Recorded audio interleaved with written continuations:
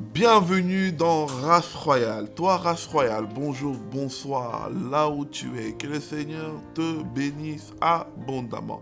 Vous savez, on est une famille.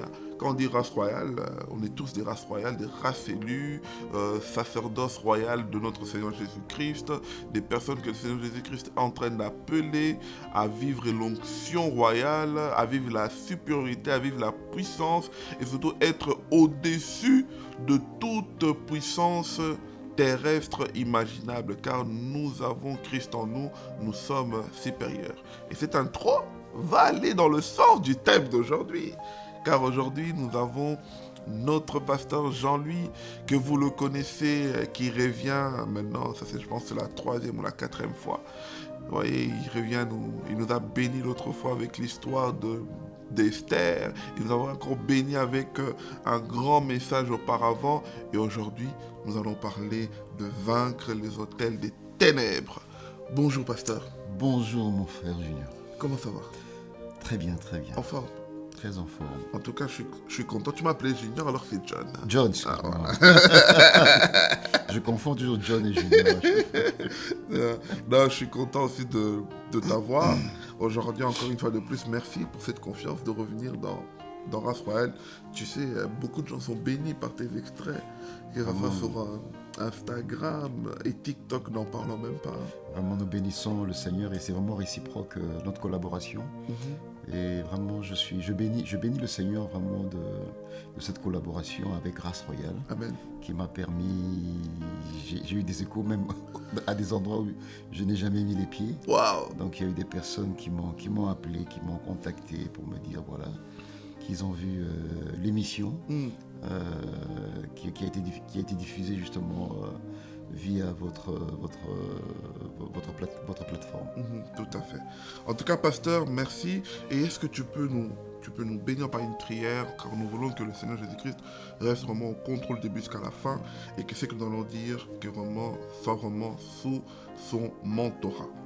Père, donne-nous les mots, donne-nous l'inspiration, donne-nous la sagesse pour pouvoir partager au travers de cette émission ce grand thème, parlons des autels, Seigneur, que Christ soit élevé et glorifié et qu'en ce lieu, seul le Saint-Esprit prenne possession. Au nom de Jésus, nous soumettons tout esprit contraire à ta pensée, au nom de Jésus. Amen. Amen, amen, amen. Ce magnifique thème que nous avons intitulé « Vaincre les autels des ténèbres », et j'ose croire que le pasteur va nous définir les choses, et surtout on va aussi relever quelques amalgames, et que le pasteur va rester, parce que le pasteur est vraiment très bibliste, donc il nous parlera vraiment selon ainsi dit l'Éternel, et nous définir les choses selon la Bible. Donc je suis votre porte-parole, j'essaierai de poser le maximum de questions en me mettant à votre place afin que vous compreniez, car souvent nous on lit autel avec combat spirituel et plein de choses, et que parfois certains peuvent aussi définir l'autel de manière très péjorative. On va définir tout ça et surtout vraiment rester dans la parole, dans ainsi dit l'Éternel. Alors pasteur, pour commencer, on va essayer de définir les choses. C'est quoi un autel? Alors, un autel, j'aimerais aborder ici plusieurs définitions. D'abord une définition, on va dire, physique, humaine. Et puis après, je vais expliquer aussi par rapport au fait qu'il y a aussi une définition d'ordre spirituel. Okay. Alors, un autel, simplement, d'ordre physiquement, simplement, c'est une structure au travers de laquelle on pose un sacrifice, on apporte un sacrifice dédié à une divinité ou à Dieu tout simplement. Okay. Et d'un point de vue spirituel, en fait, un autel, c'est comme un peu un vortex. C'est une espèce de porte, un peu comme une porte des étoiles. C'est en fait une porte spirituelle qui permet l'apport ou bien le soutien d'une divinité venant du monde spirituel, ou alors simplement on va dire de Dieu, parce que très souvent lorsqu'on parle d'autel, les gens voient directement tout ce qui est satanique, et effectivement les autels sataniques, mais lorsque nous lisons la Bible, les premières personnes à établir des autels sont des hommes de foi, tels que on voit Noé, et même bien avant Noé, il y avait Abel et Caïn, parce qu'on ne peut pas offrir un sacrifice sans autel. Et donc déjà, Noé, on voit qu'il a bâti un autel, et puis aussi Abraham, surtout Abraham. Et c'est un principe spirituel, bon, on va en venir. Et il y a quelque chose de très important qu'on doit comprendre, c'est que depuis la chute de l'homme, dans le jardin d'Éden, l'homme a toujours cherché un secours divin, le secours divin. Et pour obtenir ce secours divin, il fallait offrir à Dieu, faire une offrande. Mais il ne peut pas y avoir d'offrande s'il n'y a pas d'autel. Donc, il fallait d'abord établir un autel, poser son offrande et avoir l'agrégation du Dieu auprès duquel on présente cet autel et cette offrande, bien sûr, et justement pour qu'il y ait aussi le soutien de cette divinité ou de Yahweh lui-même, tout simplement. Ok, waouh. En tout cas, la définition de l'autel, je pense qu'elle est assez claire. Alors, j'aimerais poser cette question, parce que tu as parlé de Noé, tu as parlé d'Abel, je vois aussi Abraham. Beaucoup d'entre eux, ils ont tous bâti des autels. Alors, pourquoi et comment doit-on bâtir un autel? Effectivement, c'est ce que je venais un peu d'éplucher juste au début. L'homme, depuis la chute de l'homme se sent perdu par rapport aux réalités de la vie. Et il se sent faible et traversant toutes sortes de difficultés. Il a justement besoin de ce soutien pour le rassurer et pour le permettre aussi de pouvoir vivre cette vie convenable auquel il aspire. Alors pourquoi il y a des autels? Il faut se rendre compte d'une chose, aucune nation, et d'ailleurs je l'expliquais dans l'enseignement que j'ai donné, aucune nation, aucune famille, aucune tribu ne peut s'établir sans autel. C'est pratiquement impossible. Ah bon? Pourquoi? Pratiquement impossible. Je peux vous donner simplement un simple exemple. Regardez le cas de la France. Tout président qui devient président automatiquement doit passer par le Panthéon. Doit entre autres rallumer la flamme du soldat inconnu, par exemple. Tout ce que vous voyez là, ce sont des autels en fait. Tout simplement parce que les nations ont besoin de ce soutien du monde des esprits pour pouvoir leur soutenir par rapport à leur mission, par rapport à ce qu'ils aimeraient faire ou établir sur la terre.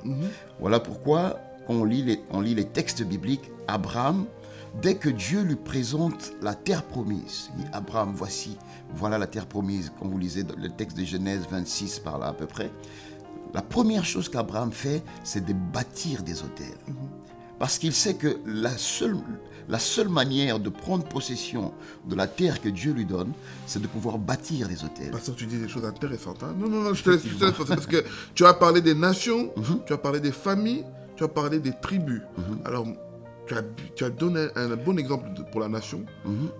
Moi, j'aimerais aussi comprendre pourquoi une famille ou une tribu, quelconque entité, a besoin de bâtir un autel pour pouvoir commencer l'histoire. C'est simple, parce que toute nation est couverte, doit être recouverte d'une entité spirituelle. Pourquoi?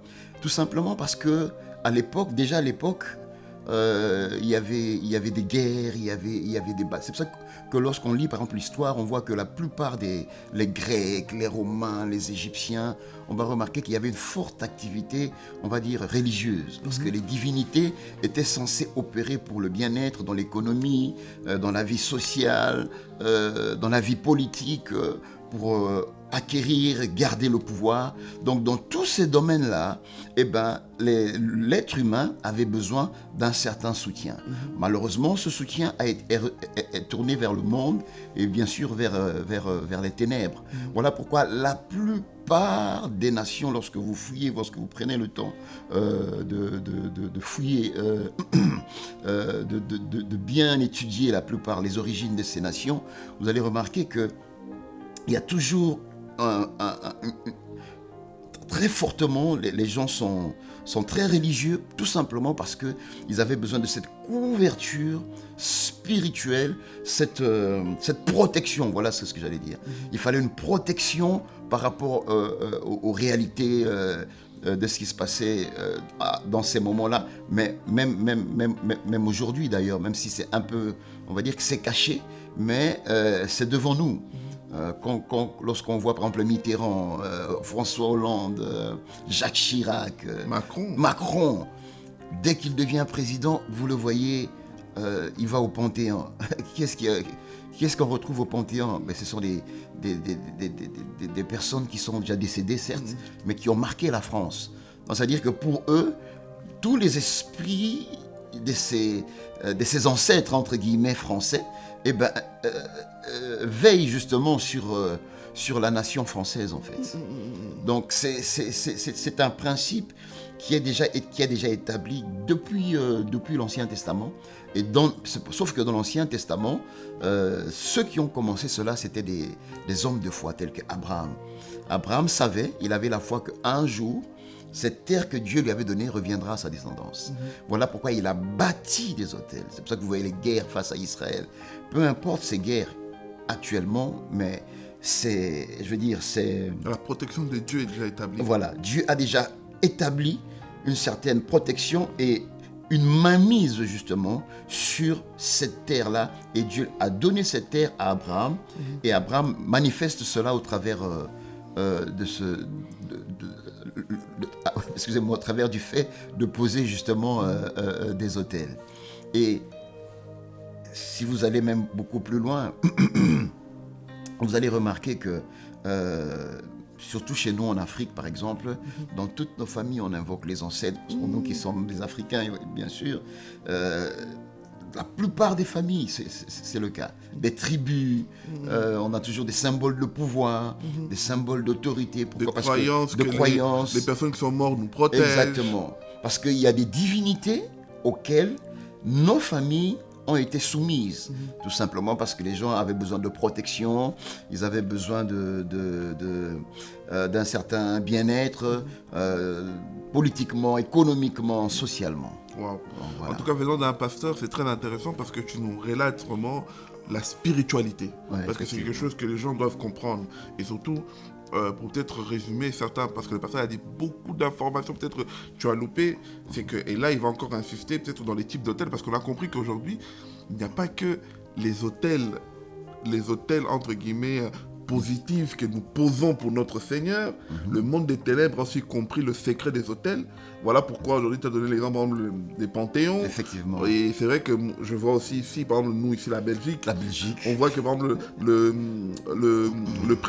c'est souvent le 11 novembre où le roi doit aller à la rue royale, allumer le feu. Exactement. Donc tu vois, ce sont des hôtels en fait. Ce sont des hôtels en fait. Donc ça veut dire qu'il y a différents types d'hôtels, que ce soit pour Dieu ou pour autre chose. L'Europe est remplie d'hôtels. L'Europe est remplie. La plupart des statues que nous avons, la plupart sont des hôtels. Wow. De partout. L'Europe est vraiment une nation où on retrouve facilement beaucoup d'hôtels. Parce que ce qu'il faut savoir, c'est que beaucoup de gens, la plupart des personnes, et ça je reviendrai peut-être après, beaucoup de gens, c'est ça la grave erreur, parce que tu viens de dire quelque chose de très important, les hôtels que nous bâtissons. Est-ce que une nation comme la France, par exemple, qui a bâti un hôtel pour la Nouvelle République, parce qu'avant c'était un royaume, et ils ont bâti des hôtels justement pour que la République tienne, entre guillemets, les francs-maçons et tout, etc., etc. Ils ont ramené ces hôtels-là pour que justement la République puisse pouvoir tenir. Voilà pourquoi les chrétiens doivent faire très attention. Un chrétien ne bâtit pas d'hôtel. Ça, c'est quelque chose que... Qu'est-ce que tu nous dis là? Oui, ça, c'est quelque chose que j'aimerais insister. Un chrétien ne bâtit pas. Un chrétien ne peut pas bâtir un hôtel. Où? Oui, et je vais le démontrer. Dans l'Ancien Testament, nous voyons qu'il y a eu des patriarches qui ont bâti des hôtels. Mais lorsque vous lisez le Nouveau Testament, vous ne trouverez aucun. Alors là, ça, vraiment, je défie quiconque. C'est intéressant, ça. Vous ne trouverez aucun chrétien, ni Paul, ni Pierre, ni Jean, ni Jacques. Personne n'a bâti un hôtel. Tu sais pourquoi? Pourquoi? Simplement parce que celui qui a bâti l'hôtel, c'est Jésus. Amen.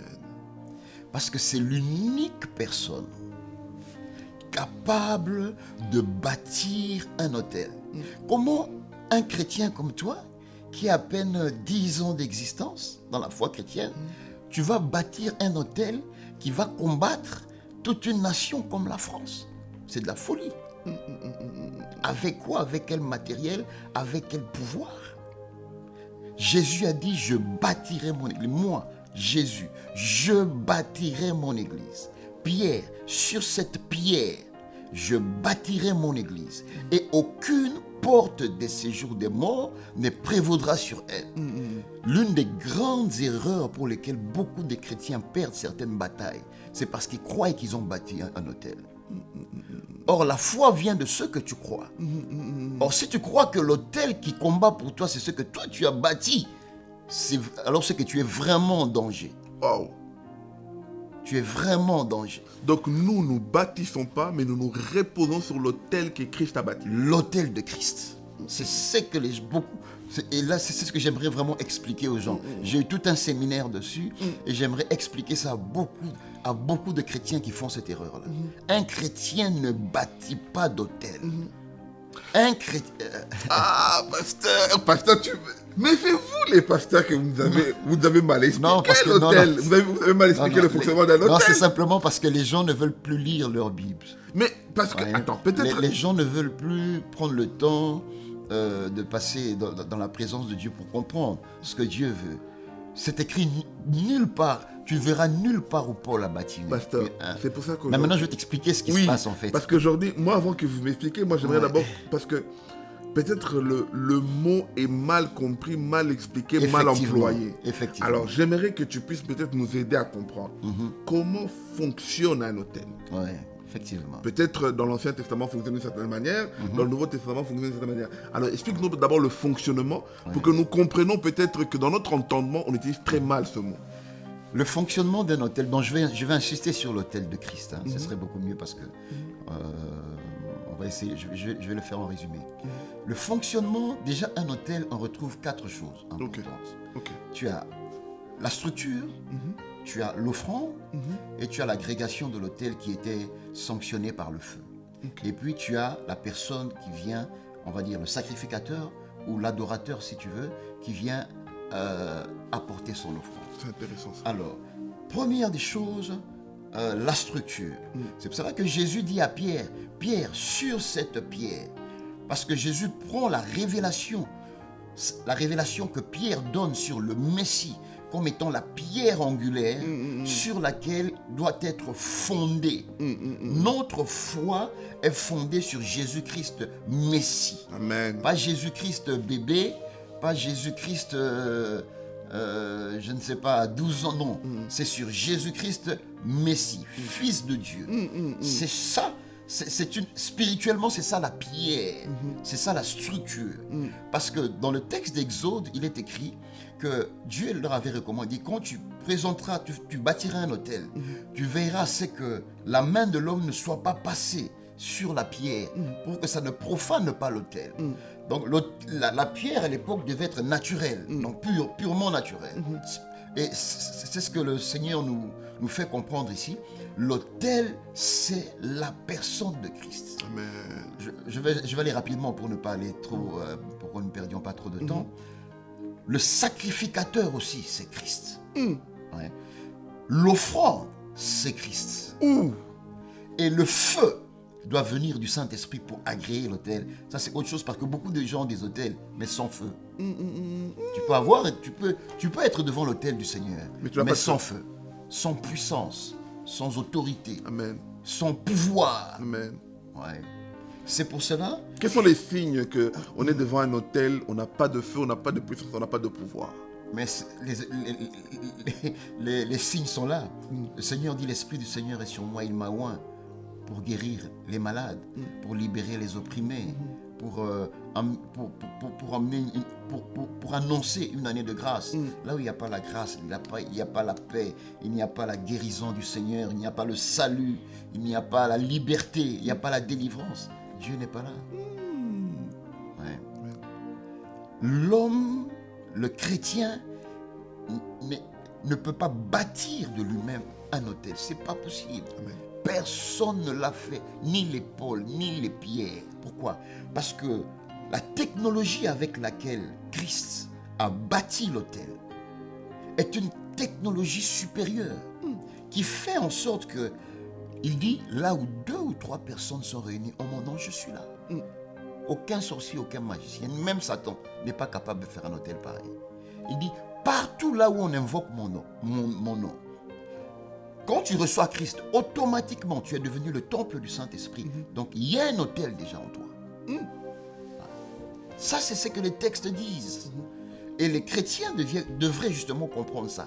Et établir leur foi sur l'autel de Christ. Jésus-Christ. Pas l'autel comme aujourd'hui, je vois, les gens, ils emmènent une offrande, ils disent on bâtit un hôtel. Mais c'est dangereux. Mais pourquoi c'est dangereux? C'est dangereux. Mais pourquoi c'est dangereux? C'est écrit nulle part. Mais c'est comme on ramène une dîme. C'est une offrande que tu emmènes sur l'autel. Amen. C'est une offrande. Et ça, j'aimerais vraiment... Ce n'est pas mauvais, c'est très bien même. Et il faut que les chrétiens le fassent. Mais c'est le terme qui n'est pas bien choisi. Oui, parce que du terme dépend la foi. Amen. Du terme dépend la foi. Amen. De la connaissance dépend la foi. Amen, amen, amen, amen. Et ça, c'est dangereux. Et les chrétiens pensent, parce qu'il a donné 10 000 euros, 50 000 euros, que son hôtel est plus gros. Ouais. Ils oublient que le fondement de l'hôtel, c'est la mort et la résurrection de Christ. Alléluia. C'est ça, le fondement de l'autel. Et cet autel-là est inébranlable. Amen. C'est pour cela que Jésus a dit, aucune porte de séjour des morts ne prévaudra sur elle. Parce que personne n'est capable de faire ce que Christ a fait. Ouh là là, Mais tu peux donner 50 000 euros. Le milliardaire, il a donné 10 millions d'euros. Donc on va dire que son hôtel est plus grand que le tien. Toi, tu as donné, je ne sais pas, ta petite Golf, lui, il a donné une Bentley. Donc, son hôtel est plus grand que le tien. C'est une aberration et une grave erreur. Ouais. Donc, c'est vraiment... Il faut essayer de recadrer certaines choses. Pasteur, tu es en train de révéler beaucoup de choses qui me poussent à poser les questions. Donc, c'est une grave erreur aujourd'hui que beaucoup de chrétiens C'est une erreur. J'ai un pasteur quelque part, je donne l'offrande, il va prier pour moi. Et c'est une forme d'hôtel, c'est la protection. Non, c'est une offrande. Le pasteur peut prier pour toi. Ça, il n'y a pas de problème. Mais ce n'est pas un hôtel. C'est là le danger. Ce n'est pas un hôtel, c'est une offrande. Et il peut le faire, ce n'est pas mauvais. C'est très bien. Je sais que je risque de m'attirer des... Mais tu définis les choses selon la Bible. Des ennemis, mais enfin des gens qui vont peut-être mal comprendre les choses. C'est une offrande et c'est bien. Un chrétien doit apprendre à donner des offrandes. Ça, c'est très important. D'ailleurs, j'aime, c'est que un de nos pères dans la foi, je crois que c'est Papa Vernou, je ne sais plus, qui disait toujours que les chrétiens, ils ont toujours des visions des sorciers, mais n'ont jamais une vision de donner d'offrandes. Et ça, c'est très dangereux. Pourquoi? Parce que la Bible est toute la Bible, c'est des offrandes. Donc, un chrétien doit savoir donner des offrandes. Ça, c'est très bien. Mais l'offrande n'est pas un hôtel. Ça, c'est ce que j'explique aux gens. L'offrande n'est pas plus supérieure que l'hôtel que tu dois bâtir en Christ. Non, l'offrande, ce n'est pas un hôtel. Et ce n'est pas un homme qui bâtit un hôtel. L'hôtel, c'est Christ qui bâtit. Christ a bâti un hôtel. Et sur cet enseignement, j'explique en fait, je l'ai intitulé Christ l'autel supérieur. Parce que c'est Christ qui a bâti son autel. Où que l'on soit, lorsqu'on invoque le nom de Jésus, cet autel-là est en action. Automatiquement. Alors, pasteur, permets-moi de pouvoir sortir un joker d'amalgame. Il y a 2 amalgames que j'aimerais que tu puisses nous définir. Qu'est-ce qui se passe spirituellement, clairement? Je prends le cas d'un chrétien, un né de nouveau. Mais, quelque part, on nous dit, il subit encore l'autel de sa famille. Oui. Il subit encore l'oppression de sa famille. Oui. Il subit encore même les autels sataniques. Oui. Alors, est-ce que un né de nouveau peut-il réellement être contrôlé par un autel satanique ou peut-il être clairement influencé? Oui ou non? Et pourquoi? La Bible dit, le Seigneur nous dit que faute de connaissance, même les textes nous disent, faute de connaissance, mon peuple périt. C'est ce que j'explique ici quand je parle des autels. J'explique quelque chose vraiment de très important. La Bible nous dit ceci. Avant aussi, je ne comprenais pas cela. Mais je vais l'expliquer. Je l'explique tout de suite d'ailleurs. Avoir Jésus, c'est vrai. Automatiquement, tu as le potentiel, tu as un hôtel. L'hôtel est là avec toi. Mais élever l'autel, si tu veux, entretenir cet autel-là, c'est autre chose. Beaucoup de chrétiens n'ont pas... Regarde Jésus. Jésus est roi des rois. Il est Seigneur des seigneurs. Mais tous les matins, la Bible nous explique, il se lève, il va prier et il va seul. Pourquoi? Parce qu'il doit entretenir l'autel de cette communion qu'il a avec son Père. Amen. Amen. Et quand j'ai fait cet enseignement, j'ai dit au peuple de Dieu dorénavant, tout celui pour pouvoir élever un autel, tout celui qui élève, d'abord c'est important d'élever un autel, et tout celui qui l'élève avec le Seigneur doit avoir une heure, donc une heure ou un temps d'heure spécial particulier avec laquelle il parle avec Dieu, il se tient devant le Seigneur. Amen. Même si tu peux prier 24 heures sur 24, même si tu peux aller au culte, mais en tant que personne, à cause de l'autel qui est en toi, tu dois avoir une heure précise avec laquelle tu as fixé avec Dieu. Tu te dis, à 20 heures, Seigneur, où que je sois, je serai à ce rendez-vous-là. Même si c'est 10 minutes, même si c'est 15 minutes, même si c'est 20 minutes. Voilà pourquoi beaucoup de familles sont faibles. Beaucoup de chrétiens sont faibles. Alléluia. Ils n'ont pas une heure, ils n'ont pas établi comme une institution l'autel qu'ils ont reçu venant de la part de Dieu. Manque de discipline. Jésus lui-même avait ce temps-là. Les disciples, voilà pourquoi parfois dans certains textes, dans Actes des Apôtres, il est écrit qu'à telle veille, ils se présentaient devant le Seigneur. Parce qu'ils avaient fixé des moments bien précis où ils se présentaient devant Dieu. Regarde David. David est roi. David est déjà établi dans sa royauté. Mais il fait venir l'arche. Il est déjà roi. Mais il va chercher l'arche. Que ça revienne Que ça revienne. Pourquoi? Parce que tout ce qu'on reçoit de Dieu, ça peut... tout peut partir. Le mariage un jour peut partir. Hein? Tu te réveilles, l'homme te dit fini. Alléluia. L'entreprise, boum, quelque chose se passe. Les biens. Même les enfants peuvent mourir. Oh. Mais celui qui a l'arche, il a l'autel. Amen. Il a l'autel. Et beaucoup de chrétiens, ils ont l'autel d'un point de vue potentiel, mais ils ne l'entretiennent pas. Ils ne savent même pas qu'ils ont un autel en eux. Et ça, c'est dangereux.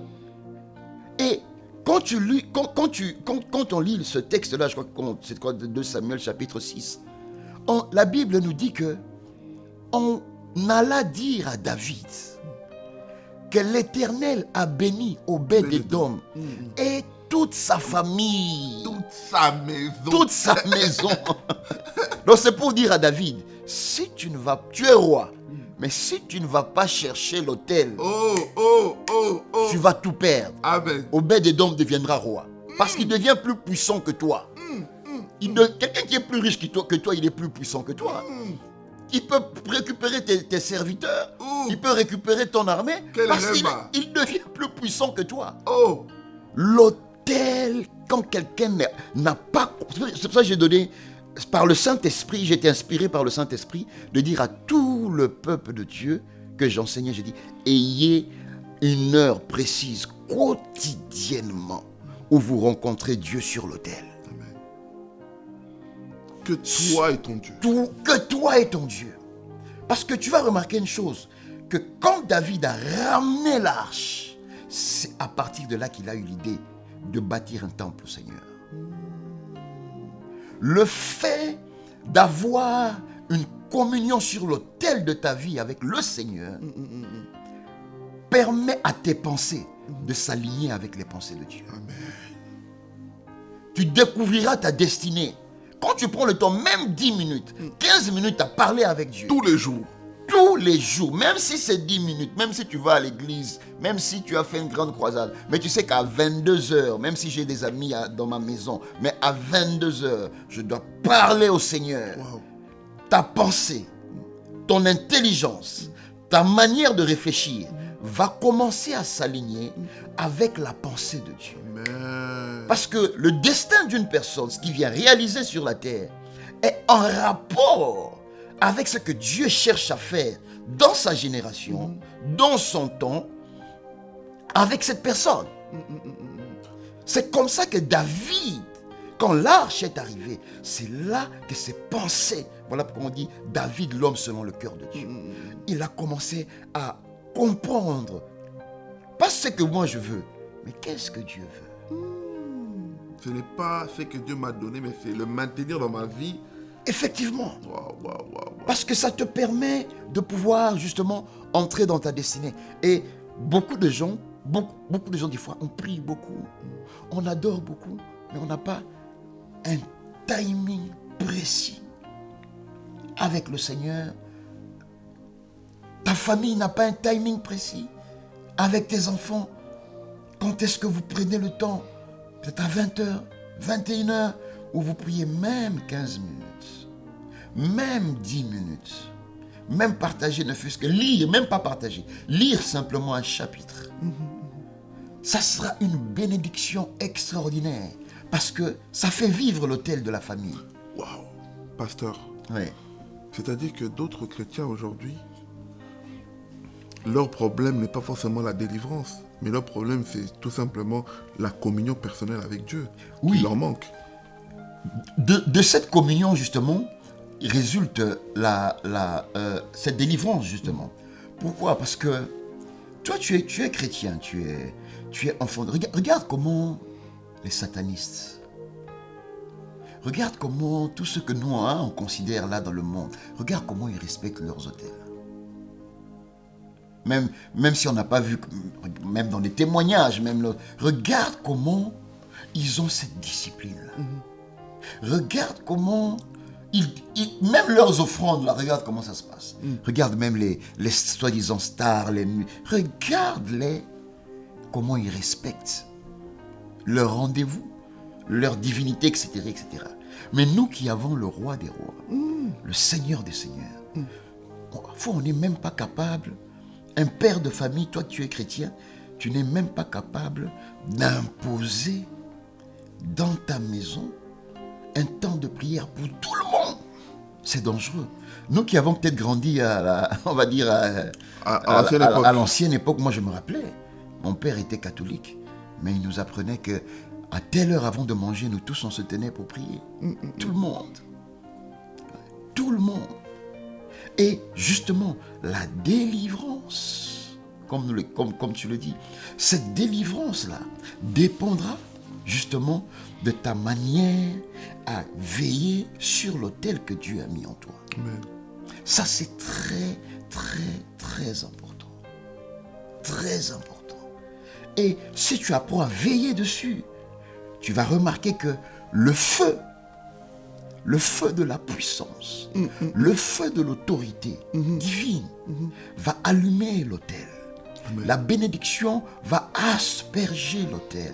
Regarde, quand tu lis l'Ancien Testament, j'explique ça souvent, je dis, Jacob, et quand il est arrivé, quand il a vu Bethel, tu vois, à Bethel, il dit, quand il a passé la nuit à Bethel, il a dit, j'ai vu le ciel ouvert, les anges de Dieu monter et descendre.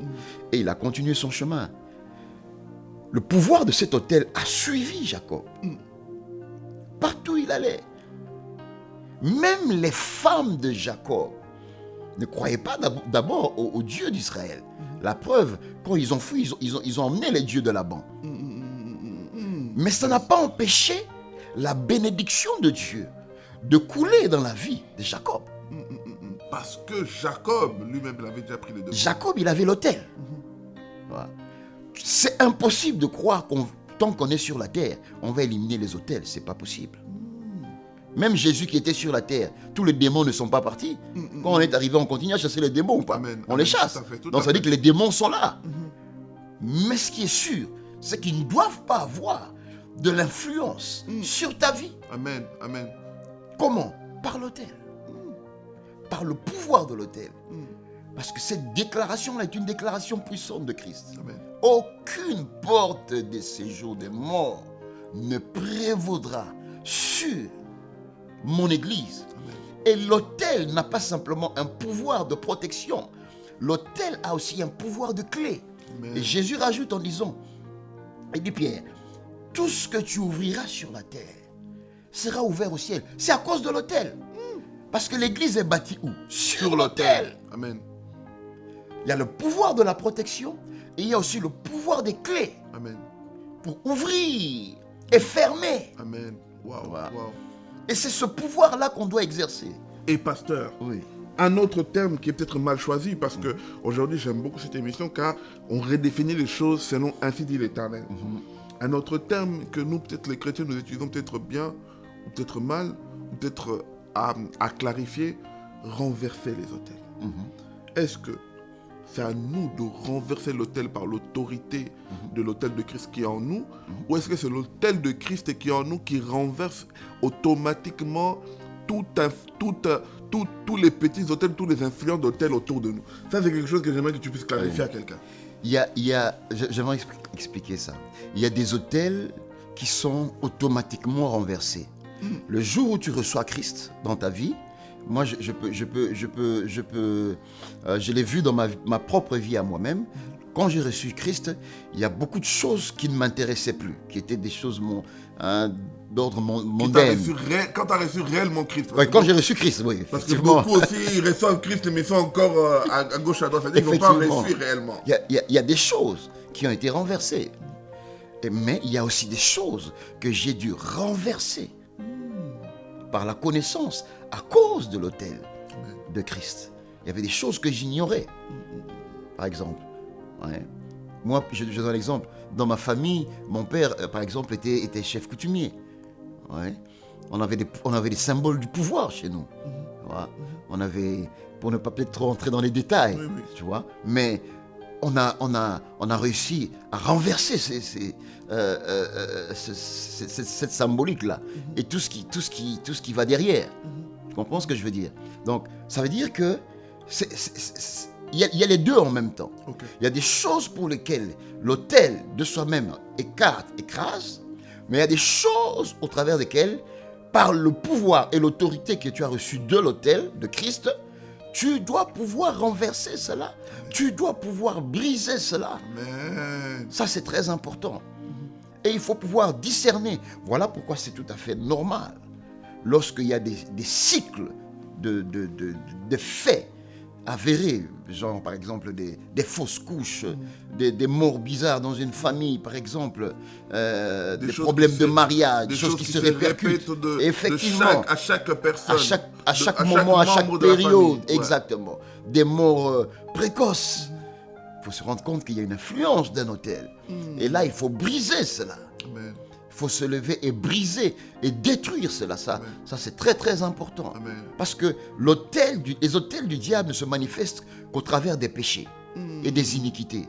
Dans une nation, dans une maison, dans une famille. Vous voyez des incestes dans des familles, vous voyez des maladies bizarres dans des familles, des viols, vous voyez dans des les viols, voilà, des meurtres, des trucs bizarres. Et ça, ce sont des indices. Et donc, il faut justement briser, détruire ça à la racine. Amen. Et prendre autorité, justement. Et pouvoir écraser cela. Amen. Et nous voyons, il y a un texte dans l'Ancien Testament, dans le Nouveau Testament, on voit Paul quand il est à Éphèse. Et on voit comment Paul a renversé l'autel de Diane à Éphèse. Donc, si tu as le temps de lire, prends le temps de lire. Peut-être que les gens ne font pas très attention. Mais Paul a renversé, à cause de l'autel justement de Christ, a renversé l'autel qu'il y avait à Éphèse, qui était l'autel de Diane, de la divinité de Diane. Les prêtres de son époque ont fait lever la ville contre Paul, parce qu'il ne vendait plus personne n'assistait aux réunions de la divinité de Diane. Et ça a été l'un des plus grands réveils que Paul a emmené. Voilà pourquoi il dit à Éphèse. Et d'ailleurs, c'est de là même que vient les enseignements du combat spirituel avec l'armure, le texte d'Éphèse. Parce que Éphésiens 6, voilà. Parce que c'est dans les endroits où Paul a établi un grand réveil et il a dû livrer aussi l'une des plus grandes batailles, justement pour que ces réveils puissent puisse pouvoir arriver dans la ville d'Éphèse. Ouais. Donc ça veut dire que le Seigneur nous donne ce pouvoir de briser les autels démoniaques. Justement, ce genre d'autel, tu vas les briser avec l'autel que toi tu as bâti. Non. C'est de la folie. Amen, amen, amen. C'est de la folie. Alors, pasteur, ça aussi c'est le moment où nous enseignons, comme Paul l'a fait. Paul a dû enseigner. Et Paul, à un moment donné, a dû aussi exercer le pouvoir pour renverser. Peut-être quelqu'un qui nous suit en ce moment. Cette personne, peut-être, j'aimerais revenir surtout à ce que tu as dit juste avant. Peut-être cette personne, elle est en train de vivre un cycle répétitif. Les membres d'une famille sont en train de vivre un problème répétitif. Peut-être jusqu'à un moment, en ce moment, peut-être ils se sont trompés. Ils ont mal défini l'autel. Mais aujourd'hui, le Seigneur t'a donné la capacité de pouvoir redéfinir l'autel.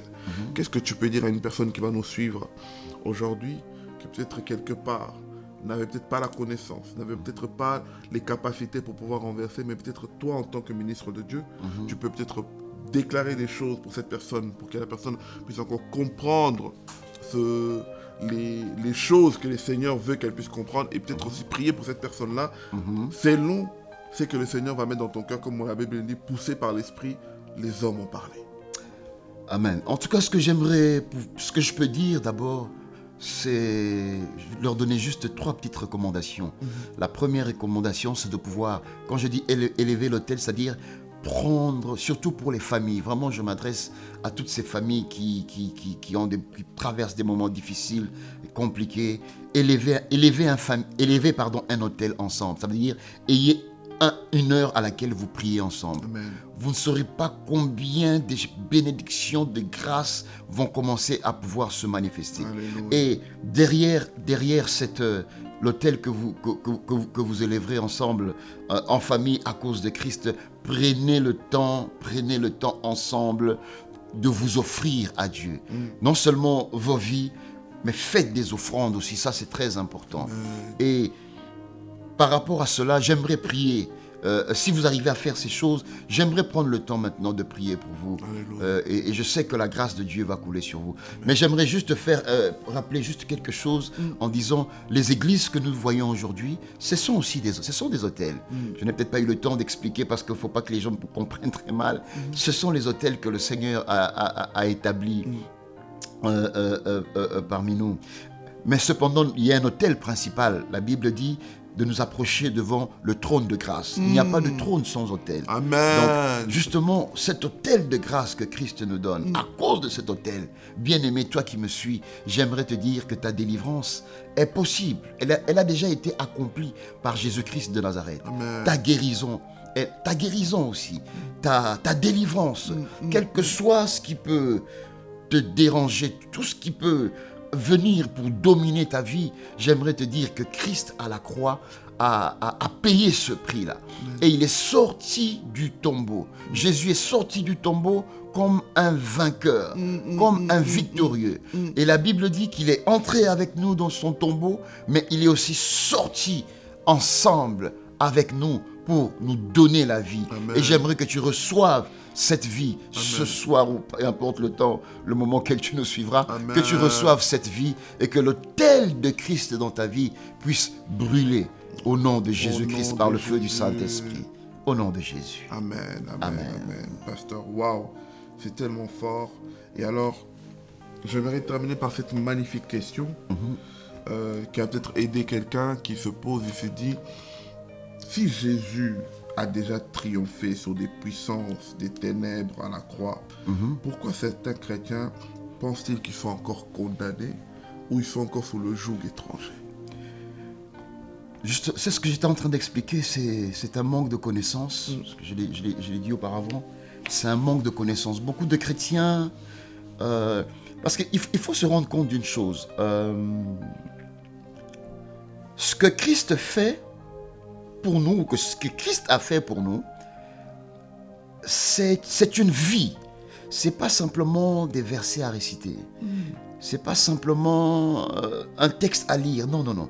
C'est une écriture qui doit prendre vie en nous.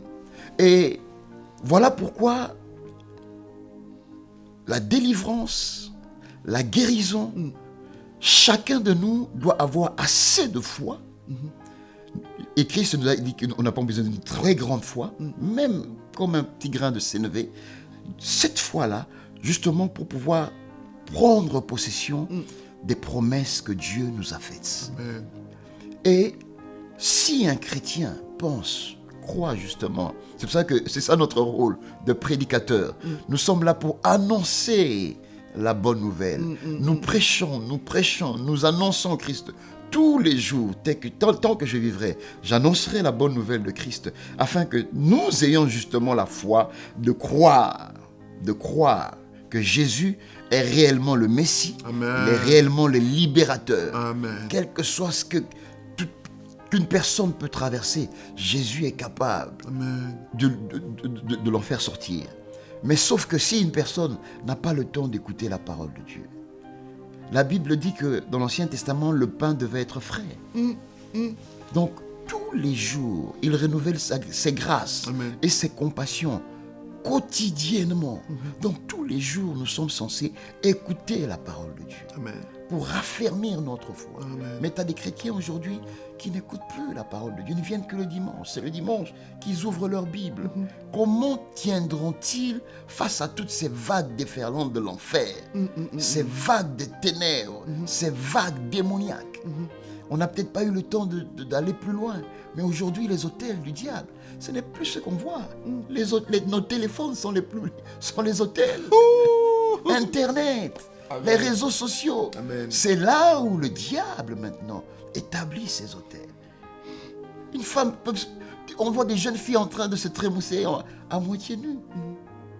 Et je ne sais pas combien des démons ça peut dégager, qui peuvent quitter le monde spirituel et ça traverse. C'est plus comme avant. Alors, les gens, quand on parle hôtel, les gens voient les marmites à l'ancienne, c'est fini ça. Les feux. C'est fini. Aujourd'hui, c'est la télévision. C'est les réseaux sociaux. Les vidéos. Les vidéos, c'est là où le diable essaie de pervertir l'homme. Mais c'est là aussi, nous aussi, on vient, Amen. comme avec grâce royale, Amen. pour attaquer le monde des ténèbres et repousser ces vagues déferlantes du diable. Amen. Et c'est là où nous devons nous tenir pour que l'évangile de Christ puisse ramener paix, grâce, faveur dans la vie des gens. Amen. Ouais. Donc c'est important. Les médias sont importants pour le royaume. Amen. Amen. Et c'est que vraiment je t'encourage Amen. vraiment dans ce que tu fais. Amen. Et que tu puisses aller de l'avant de ce Amen. que tu fais. Amen. Parce que ici, tu peux prêcher à des gens auxquels peut-être je n'aurais peut-être pas accès. On le verra pour On les verrait, jamais physiquement. oui, effectivement. Amen. Moi, je me rappelle un jour, je suis parti me faire coiffer. J'ai vu quelqu'un qui est venu, il venait de Londres. Il m'a dit, pasteur, je vous connais. Et il m'a montré ton émission. Waouh. L'émission au travers de laquelle qu'on a fait ensemble. Donc, pour te dire que c'est pareil. L'autel, c'est comme un vortex. Ça ouvre la porte d'une dimension spirituelle pour des esprits ou des puissances, pour les introduire dans le monde physique. Et Dieu nous a donné cette révélation pour que les anges de Dieu et l'action du Saint-Esprit soient puissantes justement au travers de l'autel, dans la vie des gens. Amen. Et ça, c'est très, très, très, très important. Amen. En tout cas, pasteur, ta dernière phrase, c'est une conclusion. Et nous allons vraiment nous arrêter là. Que le Seigneur vous bénisse abondamment. Le pasteur a dit des choses. C'est vrai que c'est une émission, moi-même, de mes hauts de 10 ans d'expérience dans le média. Mais c'est l'une des émissions où j'ai beaucoup été interpellé, j'ai beaucoup appris. Ça nous a permis vraiment de rester très bibliste et surtout vous apporter des éclaircissements dans des terminologies, dans des définitions que peut-être nous le connaissons à l'église, mais peut-être c'est des choses qui devaient être remises dans le bon contexte. Comme le pasteur a dit, une bonne connaissance vous donnera aussi une bonne autorité. En tout cas, que cela puisse vous aider. Et écrivez-nous, commentez. Si vous avez des questions, on va peut-être de regrouper ça pour que le pasteur vienne encore vous éclairer dans l'autel de Jésus-Christ, qui est l'autel supérieur. Amen. Que le pasteur a bien expliqué ici. Pasteur, Amen. Merci en tout cas. Merci, Race Royale. Merci, mon frère John. Et à très bientôt encore. À très bientôt. Que Dieu vous bénisse. Soyez bénis.